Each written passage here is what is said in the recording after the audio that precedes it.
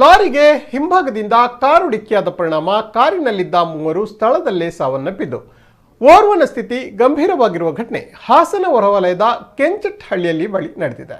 ಬೆಳ್ತಂಗಡಿ ತಾಲೂಕಿನ ಇಂದಬೆಟ್ಟು ಗ್ರಾಮದ ಸಹೋದರರಾದ ಜಯಪ್ರಕಾಶ್ ಮತ್ತು ಯೋಗೀಶ್ ಸಾವನ್ನಪ್ಪಿದ್ದಾರೆ. ಇನ್ನೊಬ್ಬ ಬೆಂಗಳೂರಿನ ನಿವಾಸಿ ಕುಮಾರ್ ಎಂಬುವರೆಂದು ಗುರುತಿಸಲಾಗಿದೆ. ಇನ್ನೊಬ್ಬ ಗಾಯಾಳುವನ್ನ ಜಿಲ್ಲಾ ಆಸ್ಪತ್ರೆಗೆ ದಾಖಲಿಸಿ ಚಿಕಿತ್ಸೆಯನ್ನ ನೀಡಲಾಗುತ್ತಿದೆ. ಕ್ವಿಡ್ ಕಾರ್ನಲ್ಲಿ 4 ಜನ ಪ್ರಯಾಣ ಮಾಡಿದ್ದಾರೆ. ಕೆಂಚಟ್ಟಹಳ್ಳಿ ಬಳಿ ಹಂಪ್ಸ್ ಇದ್ದ ಕಾರಣ ಲಾರಿ ಚಾಲಕ ದಿಢೀರ್ ಬ್ರೇಕ್ ಹಾಕಿದ್ದಾರೆ.